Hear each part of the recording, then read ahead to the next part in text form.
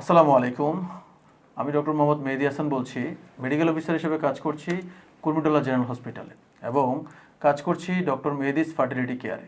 আমরা আইইউভি অথবা আইএএমভি Intra uterine মাত্রাবস্তি, যেটা আরেকটা টার্মিনোলজি, এই চিকিৎসাগুলো করে থাকি যখন কোনো একজন পেশেন্টের রিপোর্টগুলো অ্যানালাইসিস করে দেখি তার কন্ডিশনগুলো একটু সিভিয়ার, যেটা নর্মাল অলিগোস্পার্মিয়ার চেয়ে আরও একটু সিভিয়ার, যেটা নর্মাল অ্যাস্টেনোজোস্পার্মিয়ার থেকে আরও একটু severe.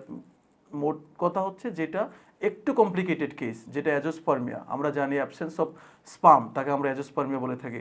Severe condition of the seminal abnormalities, যেটা সিভিয়ার অলিগোস্টেনোটাইডোজোস্পার্মিয়া, অথবা কারো ক্ষেত্রে সিভিয়ার অলিগোস্পার্মিয়া, যেটা 1 মিলিয়নের চেয়েও কম, অথবা তার যদি মোর্টিলিটির সমস্যা থাকে 100% নন মর্টাইল, 100% মরফোলজিক্যালি অ্যাবনর্মাল, সেই ক্ষেত্রে আমরা অনেক সময় পেশেন্টের কন্ডিশন বিবেচনা করে অ্যাসোসিয়েটেড রিপোর্টগুলোর কথা বিবেচনা করে আমরা এই আইইউবি পুরুষের ক্ষেত্রে সিলেকশন করে থাকি।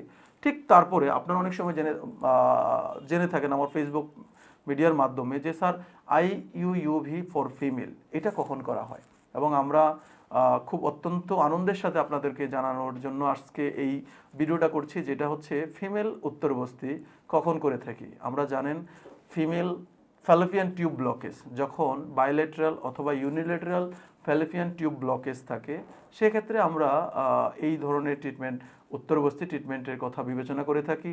ফার্স্ট ট্রিটমেন্ট, যেটা আমরা অ্যাডভান্স ফর্ম অফ ট্রিটমেন্ট, এই ট্রিটমেন্টের কথা আমরা থিঙ্ক করে থাকি, যেটা ফিমেল ফ্যালোপিয়ান টিউব ব্লকেজের ক্ষেত্রে, এবং লো এএমএইচ, অ্যান্টি মোলারিয়ান হরমোন যখন কমে যায়